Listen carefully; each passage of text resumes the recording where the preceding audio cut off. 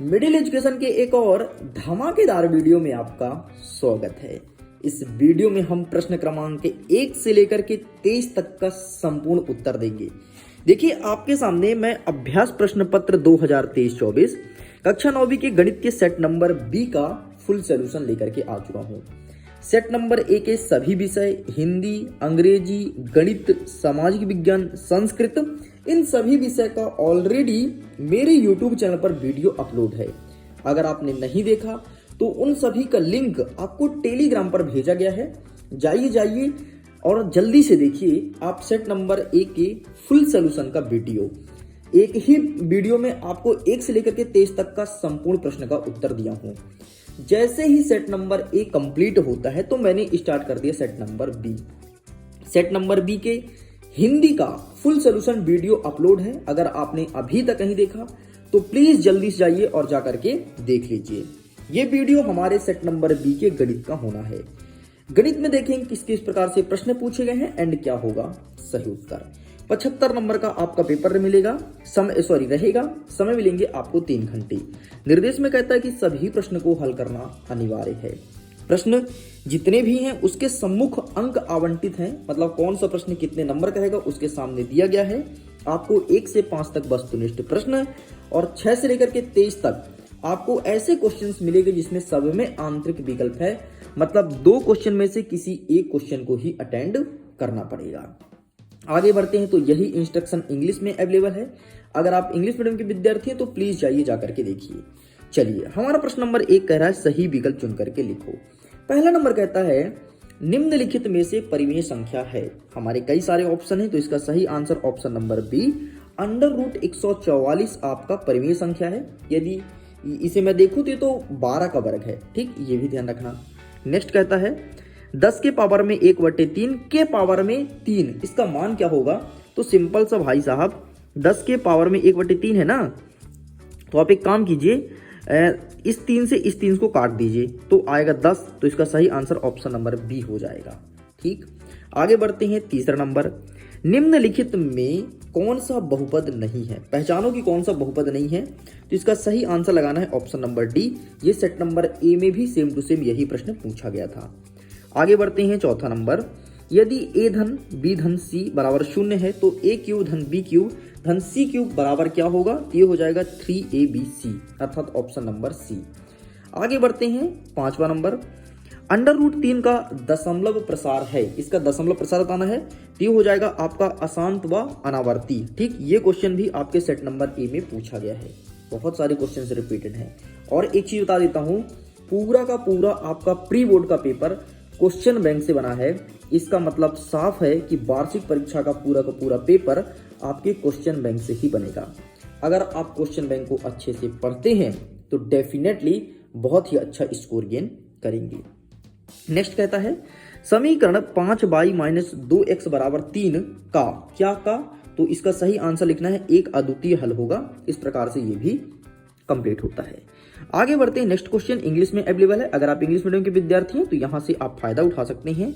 आगे कहता है प्रश्न क्रमांक 2, रिक्त स्थान की पूर्ति कीजिए।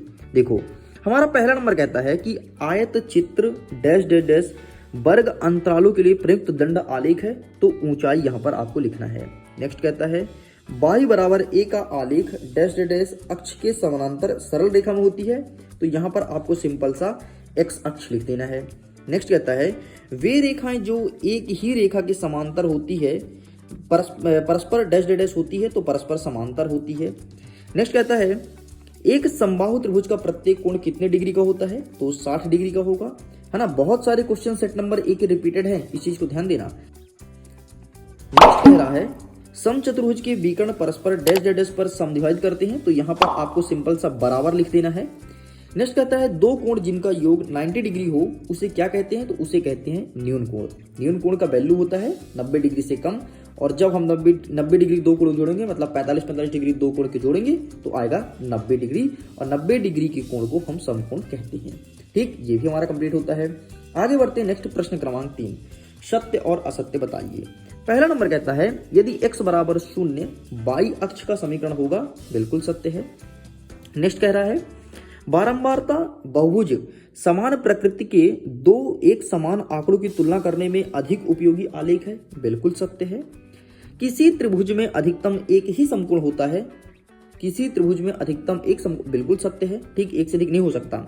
मूल बिंदु के निर्देशांक एक एक होते हैं, नहीं, असत्य है। मूल बिंदु के निर्देशांक 0 0 होते हैं और ये आपके पिछले साल के त्रैमासिक में, अर्धवार्षिक में, वार्षिक में, इस साल के त्रैमासिक में, अर्धवार्षिक में और वार्षिक में भी प्रश्न पूछा जाएगा, प्री बोर्ड में भी आ चुका है। नेक्स्ट, केंद्र को वृत्त पर किसी बिंदु से मिलाने वाली रेखाखंड वृत्त की त्रिज्या कहलाती है, ये आपका सत्य हो जाएगा। नेक्स्ट कहता है ऋजु रेखीय कोण का माप 360 डिग्री होती है, ये आपका असत्य हो जाएगा। इस प्रकार से ये भी कंप्लीट होती हैं। आगे बढ़ते हैं चौथे नंबर की तरफ, जिसमें कहता है सही जोड़ी को मिलाइए। पहला नंबर कहता है समचतुर्भुज है एक, समचतुर्भुज है एक, तो यहाँ पर आपको चतुर्भुज लिखना है। नेक्स्ट कहता है समीकरण 2x - y = 7 का एक हल, तो यहाँ पर हो जाएगा आपका -3 और 1। नेक्स्ट कहता है ऊपरी सीमा धन निम्न सीमा बटे 2, तो ये हो जाएगा वर्ग चिन्ह। नेक्स्ट कहता है ठोस आकृति का एग्जाम्पल, तो यहाँ पर आपको बेलन से मैच करना है। ए भुजा वाले समबाहु त्रिभुज का क्षेत्रफल, तो ये हो जाएगा आपका √3/4a²। नेक्स्ट कहता है द्वितीय चतुर्थांश पर स्थित बिंदु, तो इसका सही आंसर हो जाएगा 3 - 1। इस प्रकार से ये भी कंप्लीट होता है। आगे बढ़ते हैं। नेक्स्ट कहता है प्रश्न क्रमांक 5, एक शब्द या एक वाक्य में उत्तर दीजिए। हमारा पहला नंबर कहता है कि बहुपद 2x - 4 का शून्य क्या है, तो -2 होगा।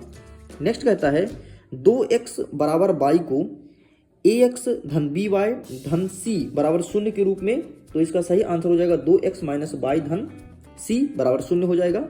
नेक्स्ट कहता है बिंदु -4, 3 किस चतुर्थांश में स्थित होगा, तो ये तृतीय चतुर्थांश में है।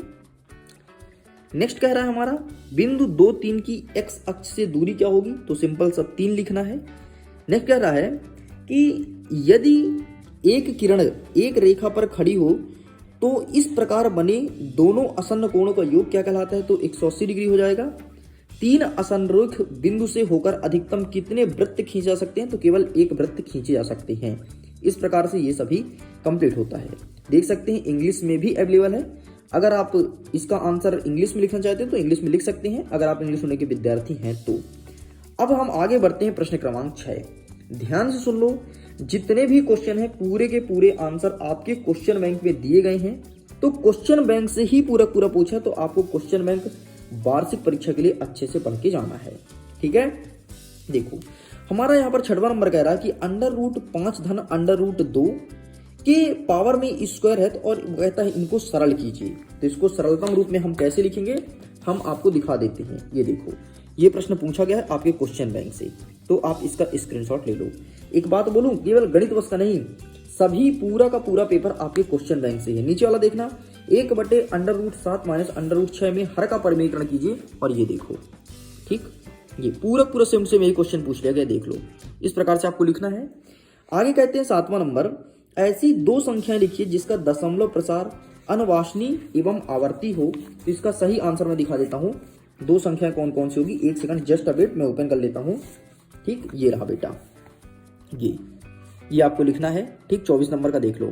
चलिए साइड करते हैं। नेक्स्ट कहता है, क्या पूछा, 32 वाला दिया है ना प्रश्न, 32 के पावर में 2/5 है, इसको सॉल्व करना है, तो ये क्वेश्चन बैंक के अवेलेबल नहीं है, ठीक। नेक्स्ट आगे बढ़ते हैं। 8वां नंबर कहता है कि गुणनखंड कीजिए, और गुणनखंड किसका करना है, यहाँ पर वैल्यू दिया है y² - 5y धन 6, ठीक। तो इस प्रकार से आपको लिखना है। तो भाई साहब ये रहा इसका आंसर, गुणनखंड कीजिए, क्या लिखा है, y² - 5y धन 6, ये रहा। आपको पूरा ही लिखना है, तो आप इसका स्क्रीनशॉट ले लीजिए।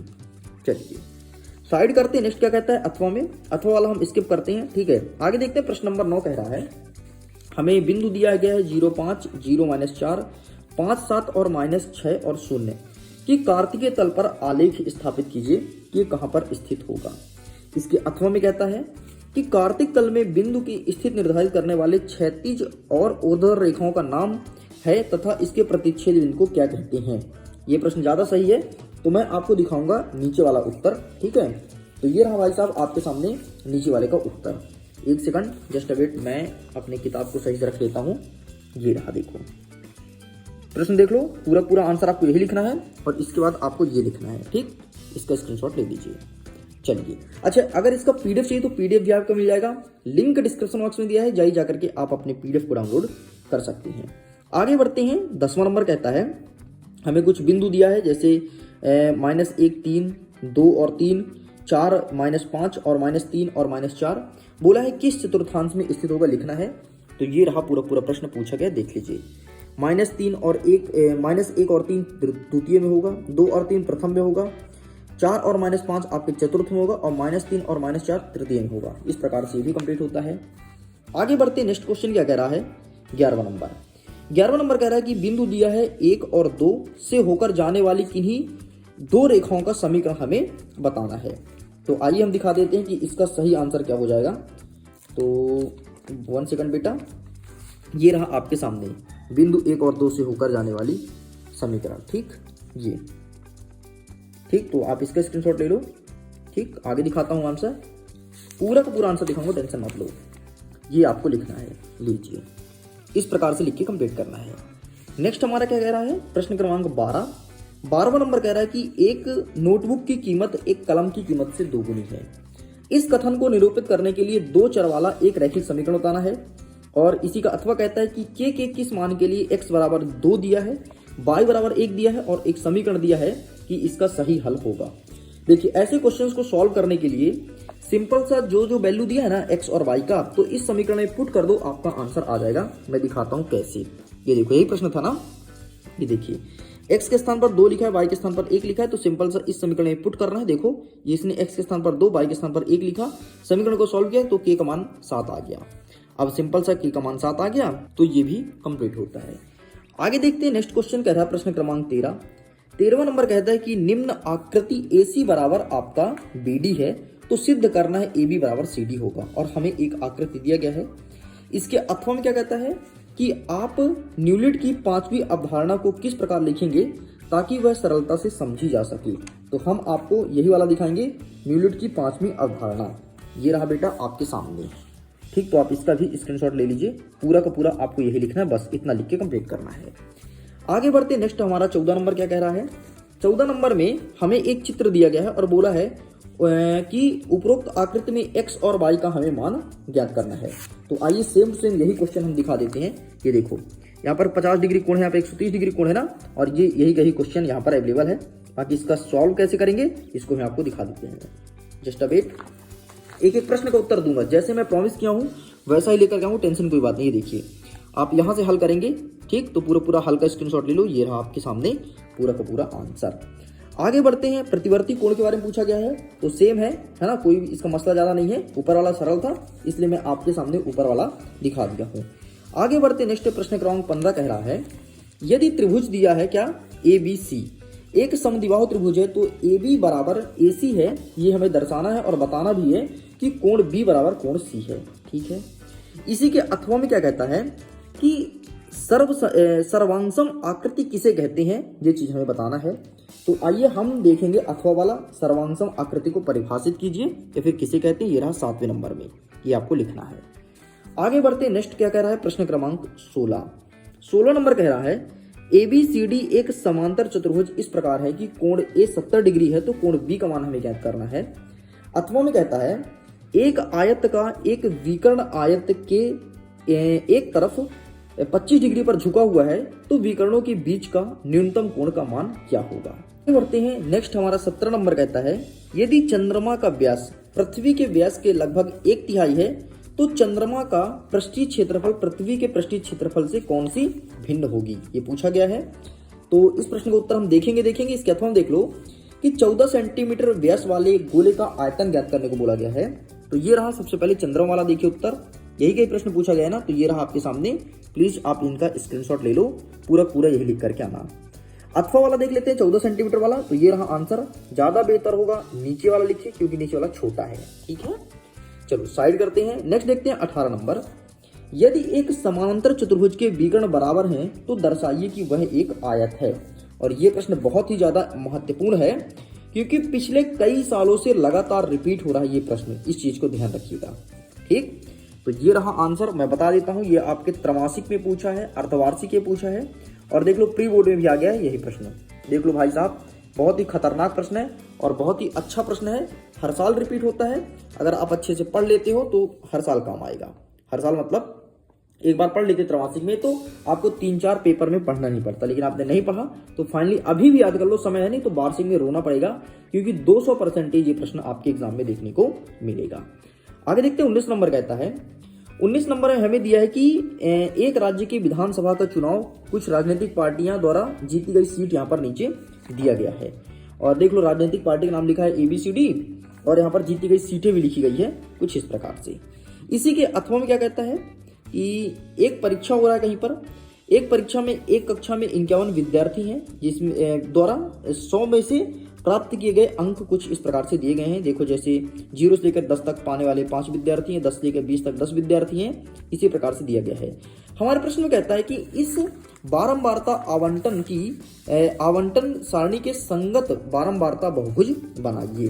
तो भाई साहब ये रहा, आप इसका आंसर लिखना है, ठीक। तो प्लीज आप इसका स्क्रीनशॉट ले लीजिए। अच्छा, प्रश्न पहले देख लो, ये रहा प्रश्न, यही प्रश्न सेम पूछा है, ठीक। तो यहाँ से आपको लिखना है, देख सकते हैं, अभी और भी दिखाएंगे। इस प्रकार से आपको आवंटन बनाना है, आवंटन को अच्छे से ही बना करके आना, वरना कहीं ना कहीं आपके नंबर कट हो जाएंगे। चलिए आगे बढ़ते हैं। नेक्स्ट क्वेश्चन, प्रश्न नंबर 20वां नंबर कहता है कि एक शंकु के आधार का व्यास 24 सेंटीमीटर है और इसकी तिर्यक ऊंचाई 21 सेंटीमीटर है, तो कहता है कि इसका कुल पृष्ठीय क्षेत्रफल ज्ञात कीजिए। आगे इसी के अथवा कहता है कि 10 सेंटीमीटर त्रिज्या वाले एक अर्धगोले का कुल पृष्ठीय क्षेत्रफल हमें बताना है। ये प्रश्न भी इंपॉर्टेंट है, अपने एग्जाम में कई बार पूछा जा चुका है, ठीक है। आपके प्रीवियस ईयर के पेपर में पूछा है। बाकी मैं आंसर दिखाऊंगा आपको नीचे वाला 10 सेंटीमीटर वाला, तो ये रहा आपके सामने 10 सेंटीमीटर त्रिज्या वाला। तो प्लीज आप इसका स्क्रीनशॉट ले लो, ठीक है। इस प्रकार से आपको लिखना है। साइड करते हैं। नेक्स्ट कह रहा है प्रश्न क्रमांक 21 नंबर कहता है कि गुणनखंड प्रमेय का उपयोग करके हमें बताना है GX PX एक गुणनखंड है अथवा नहीं। और यहाँ पर बताना है PX बराबर 2x³ धन x² माइनस 2x माइनस 1 और GX का मान लिखा है x धन 1। इस प्रकार से हमें सॉल्व करना है। इसके अथवा कहता है कि घनाभ जिसका आयतन नीचे दिया गया है कुछ इस प्रकार से, देख सकते हैं आप, आयतन दिया है 3x² माइनस 12x, ठीक। तो इसे हमें सॉल्व करना है। तो आइए हम आपको नीचे वाला आंसर कवर करेंगे, ठीक है। तो इसका आंसर हम ओपन कर लेते हैं और दिखा देते हैं, लेकिन नीचे वाला ज़्यादा महत्वपूर्ण नहीं, बता देता हूँ, ऊपर वाला ज़्यादा महत्वपूर्ण है। तो अगर आप इसे प्रिपेयर करना तो केवल और केवल ऊपर वाला प्रिपेयर करना, नीचे वाला मत करना। तो ये रहा आंसर, प्लीज आप इसका स्क्रीनशॉट ले लीजिए। साइड करते हैं, आगे बढ़ते हैं। Next question, question number 22 number कहता है कि सिद्ध कीजिए कि एक वृत्त के केंद्र से जीवा को समद्विभाजित करने के लिए खींची गई रेखा जीवा पर लंब होती है। यह प्रश्न पूछा गया है। तो हम आपको ऊपर वाला ही दिखा देते हैं, बाकी अथवा वाला क्वेश्चन भी देख लो। क्या कहता है कि 5 सेंटीमीटर और 3 सेंटीमीटर त्रिज्या वाले दो वृत्त बिंदु को इस प्रकार प्रतिच्छेद करती है कि उनके बीच की दूरी 4 सेंटीमीटर हो और उभयनिष्ठ जीवा की लंबाई हमें बतानी है।